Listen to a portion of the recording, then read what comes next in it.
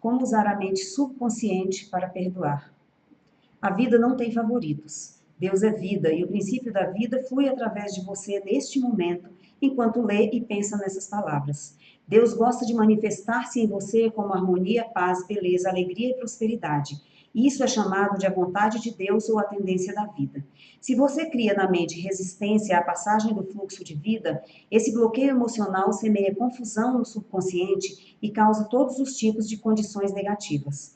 Deus nada tem a ver com as situações de infelicidade e caos no mundo. Elas são causadas pelo pensamento negativo e destrutivo da espécie humana. Constitui um grave erro, portanto, culpá-lo pelos problemas ou doenças que nos afligem.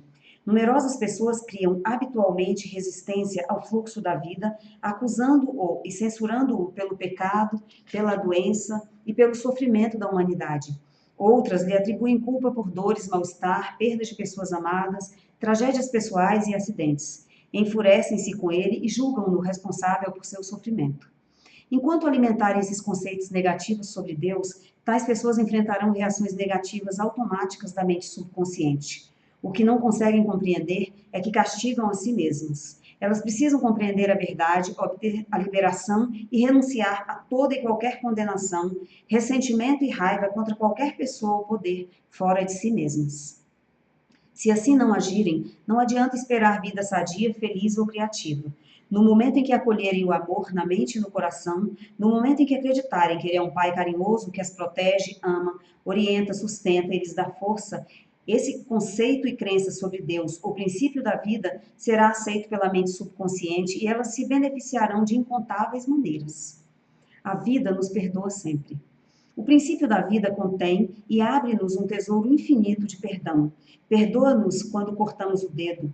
A inteligência subconsciente existente em nós age imediatamente para curar o ferimento. Novas células constroem pontes de um lado a outro do corte. Se contraímos uma infecção provocada por determinado organismo nocivo, a vida nos perdoa e cerca e aniquila o invasor. Se queimamos a mão, o princípio de vida reduz o edema e a congestão e nos dá nova pele, tecidos e células. A vida não alimenta rancor contra ninguém, está sempre nos perdoando, traz de volta a saúde, a vitalidade, a harmonia e a paz, se cooperamos com ela, isto é, se pensarmos em harmonia com a natureza. Lembranças negativas, rancorosas, amargura e má vontade atravancam e impedem a circulação do princípio de vida em nós existente. Como ela baniu o sentimento de culpa? Harriet trabalhava até tarde no escritório todos os dias. Frequentemente só voltava para casa depois de meia-noite e alimentava a esperança de que os chefes e colegas a admirassem por ser tão esforçada. Mas nada disso acontecia. Uma vez que ela era, em geral, a única a fazer serão, os demais nem mesmo sabiam de sua rara dedicação ao trabalho. Enquanto isso, sua família enfrentava sérias dificuldades. O marido e os dois filhos mal sabiam como ela era. Quando a equipe júnior de beisebol, onde o filho Lawrence jogava, chegou às semifinais, Harriet não só não foi assistir ao jogo, mas nem mesmo perguntou quem vencera. Para complicar ainda mais as coisas, o médico disse-lhe que sua pressão arterial estava ficando perigosamente alta. Harriet veio me procurar quando o marido lhe disse que queria a separação. Perguntei-lhe por que o excluíra de sua vida e demonstrava tão pouco interesse pelos filhos. No princípio, ela explicou que era obrigada a trabalhar tanto assim, simplesmente para conservar o emprego. Perguntei-lhe se os colegas trabalhavam tantas horas como ela. Não, reconheceu. Os outros cumpriam o horário normal e em nada eram mais competentes do que ela. Sugeri-lhe o motivo por que achava que ela trabalhava tanto. Há alguma coisa a corroendo por dentro, disse eu. Se não houvesse, você não trabalharia dessa maneira. Você está se punindo por alguma coisa. Por algum tempo ela resistiu à sugestão. Insistiu em que seus hábitos de trabalho eram normais e que os outros, sim, é que eram preguiçosos. Finalmente, contudo, reconheceu um profundo sentimento de culpa. 15 anos antes, com a morte do pai, fora testamenteira do episódio, do espólio, e deliberadamente deixara de entregar uma grande soma ao irmão mais moço. Por que fez isso? Perguntei. Foi questão de cobiça? Claro que não, respondeu ela. Meu irmão, bem, ele tinha um gravíssimo problema com drogas. Eu sabia o que aconteceria ao dinheiro se eu entregasse a ele. Disse a mim mesmo que o estava economizando para que, quando ele conseguisse largar o vício. E, perguntei, Harriet respirou profundamente. Isso nunca aconteceu. Ele se suicidou. Talvez não tenha premeditado, mas o resultado foi o mesmo. Ele tinha apenas 26 anos. Eu pensei muito nisso. O que teria acontecido se eu não tivesse ficado com o dinheiro? Talvez ele tivesse usado para pagar um programa de reabilitação e poderia estar ainda conosco. É culpa minha ele ter morrido, perguntei. Se pudesse fazer tudo novamente, o que faria? Não sei, respondeu ela, sacudindo a cabeça, mas sei que me esforçaria mais para ajudá-lo, em vez de censurá-lo porque tinha um problema. Mas na ocasião você achou que tinha razões para agir assim? Perguntei. Achou que fazia a coisa certa? Claro, retrucou ela, mas agora acho que agi mal, o dinheiro não era meu. De modo que agora você não faria a mesma coisa? Não, não faria, disse ela, o rosto sério. Mas isso não importa, eu jamais poderei ser perdoada pelo que fiz. Roubei meu próprio irmão e ele morreu. É apenas justo que Deus me castigue, eu mereço isso. Expliquei-lhe que Deus não a estava castigando, ela mesma estava se punindo. Se usar mal as leis da vida, você vai sofrer como consequência. As forças da natureza nada têm de más. O uso que lhes damos é que determina se produzirão bons ou maus efeitos. A eletricidade não é má. Depende se você usa para iluminar sua casa ou aplicar um choque fatal em alguém. O único pecado é a ignorância da lei, e o único castigo, a reação automática dela quando é mal usada. Se você usa mal os princípios da química, explode o local de trabalho. Se dá um murro numa tábua, é possível que a mão comece a sangrar. A tábua não tem culpa. A culpa está no mau uso que você lhe deu. No fim, consegui ajudar Harriet a compreender que Deus não condena nem castiga ninguém. Seu sofrimento era devido à reação da mente subconsciente à sua maneira negativa e destrutiva de pensar. O que ela precisava era de perdão, mas também saber que o verdadeiro sentido do perdão é o perdão de si mesmo. O perdão alinha nosso pensamento com a divina lei da harmonia. A autocondenação é o inferno, prisão e restrição. E o perdão, o céu, harmonia e paz. Tirando da mente o peso da culpa e da autocondenação, ela obteve cura completa. No exame médico seguinte, a pressão voltou ao normal. A explicação a curou. O assassino aprendeu a se perdoar. Arthur, há muitos anos, cometeu um homicídio na Europa. Quando me procurou, sentia grande angústia e tortura mental. Acreditava que Deus tinha que castigá-lo pelo terrível ato que cometera.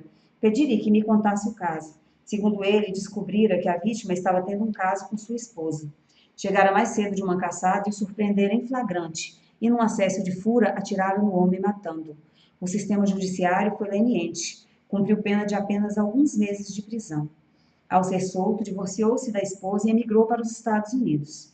Após vários anos, casou-se com uma americana. Ele e a esposa foram abençoados com 3 lindos filhos. Fez carreira bem-sucedida em um campo de atividade em que tinha oportunidade de ajudar muitas pessoas. Era apreciado e respeitado pelos colegas, mas aparentemente nada disso o ajudava. Após todos esses anos, continuava a culpar-se pelo que acontecera. Após ouvir a história, expliquei-lhe que, segundo a ciência, todas as células do nosso corpo são renovadas a cada 11 meses, tanto física quanto psicologicamente. Ele não era mais o mesmo homem que cometera aquele homicídio, que acontecera muitos anos antes. Além disso, ele evidentemente se transformara tanto mental quanto espiritualmente. Nesse momento, transbordava de amor e boa vontade para com a humanidade. A pessoa que cometera aquele crime anos atrás estava morta mental e espiritualmente. Recusando-se a se perdoar, ele condenava um inocente. A explicação produziu um efeito profundo. Disse-me ele que se sentiu como se um grande peso tivesse sido tirado de sua mente e compreendeu pela primeira vez o sentido interno da verdade seguinte da Bíblia. Vinde, pois, e arrazoemos, diz o Senhor, ainda que vossos pecados sejam como escarlate, eles se tornarão brancos como a neve. Ainda que sejam vermelhos como carmesim, se tornarão como a lã. Isaías 1. Críticas não podem feri-lo sem seu consentimento. Uma professora primária chamada Ramona procurou-me após uma palestra. Disse-me que recentemente fora obrigada a fazer um discurso. Em seguida, uma colega lhe enviou um bilhete cheio de críticas. Dizia que Ramona falara rápido demais, engolira palavras e nem ao menos pudera ser ouvida com clareza. Ramona ficou magoada e furiosa, sentiu grande raiva da colega e, na escola, procurou evitar qualquer contato com ela. Quando a interroguei, Ramona reconheceu que merecia muitas das críticas. Não tinha experiência em falar para adultos. Antes, sentira-se nervosa e depois feliz por ter acabado a aprovação. Esse era o motivo por que ficara tão magoada com as críticas da colega. Era como se alguém espinafrasse um bebê que estava aprendendo a andar, por não correr, quando simplesmente andar já era uma façanha extraordinária. Enquanto conversávamos, Ramona começou a compreender que sua primeira reação fora infantil. Acabou por reconhecer que o bilhete constituíra, na verdade, uma bênção e um corretivo muito necessário. Resolveu melhorar nesse particular e matriculou-se em um curso de oratória, oferecido por uma faculdade próxima. Paralelamente, ligou para a autora do bilhete para lhe agradecer pelo interesse e pelas boas informações. Como ser compassivo? Mas e se o bilhete recebido por Ramona fosse absolutamente infundado? E se ela tivesse boa razão para pensar que a crítica ao discurso simplesmente não tinha fundamento? Nesse caso, Ramona teria que compreender que alguma coisa no discurso, fosse na apresentação ou no conteúdo, perturbara os preconceitos, superstições ou crenças sectárias mesquinhas da autora do bilhete. O problema nesse caso não seria seu, mas da colega que o escrevera. Compreender isso implicaria dar um primeiro passo essencial para a compaixão. O passo lógico seguinte seria orar pela paz, harmonia e compreensão da colega. Nós não podemos ser magoados quando sabemos que somos senhores de nossos pensamentos, reações e emoções. As emoções seguem os pensamentos e temos o poder de rejeitar todos os que nos perturbam ou incomodam. Abandonada no altar. Há alguns anos fui chamado para realizar um casamento em uma igreja próxima. O noivo não apareceu. Ao fim de 2 horas, a quase esposa derramou algumas lágrimas e disse em seguida: Orei pedindo orientação divina. Essa pode ser a resposta à minha oração, porque Ele, Deus, nunca falha. A reação dela reafirmava a fé em Deus e em todas as coisas boas, e não sentiu amargura no coração, porque, como disse, por mais que eu ansiasse por isso, acho que esse casamento, forçosamente, não teria sido a ação correta, porque orei por ação correta, não apenas por mim, mas por nós dois. Essa jovem passou serenamente por uma experiência que poderia ter lançado outra pessoa à depressão. Sintonize a inteligência infinita existente em seu subconsciente. Confie na resposta com tanta certeza quanto confiava em seu pai e sua mãe quando o carregavam nos braços. Essa é a estrada real para o equilíbrio e a saúde mental e emocional. É errado casar, sexo é imoral e eu sou imoral. Uma jovem procurou-me após uma das minhas palestras, disse que se chamava Carol. Fiquei impressionado com a aparência dela. Usava um vestido preto simples e meias compridas também pretas. Rosto pálido e sem expressão, sem pelo menos vestígios de batom ou qualquer outra maquiagem. Maneiras controladas, mas também vigilantes, como se pensasse que as pessoas em volta poderiam, de repente, começar a agir de forma imoral. Logo depois, Carol começou a relatar a educação que havia recebido. Fora criada pela mãe que lhe ensinara que dançar, jogar cartas, nadar ou namorar eram pecados. De acordo com a mãe, todos os homens eram maus. Sexo nada mais era do que devassidão inspirada pelo demônio. Se desobedecesse a esses mandamentos, se deixasse de segui-los ao pé da letra e espírito, arderia eternamente no inferno. Quando saía com rapazes do escritório onde trabalhava, Carol sentia um profundo sentimento de culpa. Estava convencida de que Deus a castigaria. Um rapaz de quem gostava muito propôs-lhe casamento, mas ela recusou. Ou como me disse, é errado casar, sexo é imoral e eu sou imoral. Era o velho condicionamento falando. Claro que essa jovem transbordava de culpa. Como poderia ser de outra maneira? Era-lhe impossível viver de acordo com as crenças da mãe. Era-lhe impossível também evitar o pensamento de que havia alguma coisa errada nessas crenças. O princípio da vida que flui através de todos nós lutava por reconhecimento e expressão. Sugeri a Carol que tentasse aprender a se perdoar. Perdoar implica renunciar a algo. Ela precisava renunciar a todas as falsas crenças e trocá-las pelas verdades da vida e por autoestima. Carol vinha conversar comigo uma vez por semana. Isso durou 10 semanas. Ensinei-lhe o que aprendera sobre o funcionamento das mentes consciente e subconsciente, como venho explicando neste livro. Compreendendo aos poucos ter sido vítima de lavagem cerebral, que fora hipnotizada e condicionada por uma mãe ignorante, supersticiosa, fanática e frustrada, iniciou finalmente uma vida maravilhosa. Por sugestão minha, passou a usar roupas mais atraentes, foi à seção de cosméticos de uma loja no centro e recebeu uma ajeitada geral gratuita. Fez aulas de dança e aprendeu a dirigir. Aprendeu também a nadar, jogar cartas e a bater papo com rapazes. Rompeu inteiramente com a família e começou a amar e dar valor à vida. Descobrindo sua natureza interior, Carol começou a orar por um companheiro, afirmando que o Espírito Infinito atrairia para ela um homem com quem pudesse harmonizar-se por completo. Certa noite, ao deixar meu consultório, encontrou um rapaz que estava à minha espera. Apresentei-os casualmente. 6 meses depois, eles se casaram. Continuam casados e felizes. O perdão é necessário para a cura. E quando estiveres orando, se tendes alguma coisa contra alguém, Marcos 11:25. Perdoar ao próximo é essencial se queremos paz mental e saúde radiante. Precisamos perdoar a todos os que um dia nos feriram, se queremos saúde e felicidade perfeitas. Perdoe a si mesmo, harmonizando seus pensamentos com a lei e a ordem divinas. Você não pode perdoar-se absolutamente até que tenha, antes, perdoado aos outros. Recusar o perdão a si mesmo é nada mais, nada menos do que o orgulho espiritual ou ignorância. Na medicina psicossomática moderna, está sendo constantemente enfatizado que o ressentimento, a condenação de outros, o remorso e a hostilidade estão por trás de um número imenso de doenças, variando de artrite a problemas cardíacos. O estresse causado por essas emoções negativas pode afetar diretamente o sistema imunológico, deixando-o vulnerável a infecções e doenças. Especialistas em doenças relacionadas com o estresse dizem que pessoas que foram magoadas, maltratadas, enganadas ou feridas reagem muitas vezes enchendo-se de ressentimento e ódio contra os que as prejudicaram. Essa reação provoca feridas inflamadas e purulentas na mente subconsciente. E só há um remédio: elas têm que extirpar e eliminar essas mágoas. E a única maneira segura de fazer isso é pelo perdão. Perdoar é amor em ação. O elemento essencial na arte do perdão é a disposição de perdoar. Se você deseja sinceramente perdoar alguém, já ultrapassou metade da barreira. Claro, você compreende que perdoar não significa necessariamente gostar ou fazer amizade com quem o magoou. Não podemos nos obrigar a gostar de alguém. Isso seria a mesma coisa que o governo baixar legislação, tornando compulsórios a boa vontade, o amor, a paz e a tolerância. Não vamos gostar de ninguém simplesmente porque alguém nos dá essa ordem. Mas, e aqui está o ponto crucial, você pode amar sem gostar de pessoas. A Bíblia diz: amai-vos uns aos outros. Impossível como isso possa parecer à primeira vista, quem quiser realmente fazer isso pode. Amor significa que você deseja saúde, felicidade, paz, alegria e todas as bênçãos da vida a outra pessoa. Só há um requisito para isso: a sinceridade. Você não está sendo magnânimo quando perdoa, está na realidade sendo egoísta, porque o que deseja aos outros está realmente desejando para si mesmo.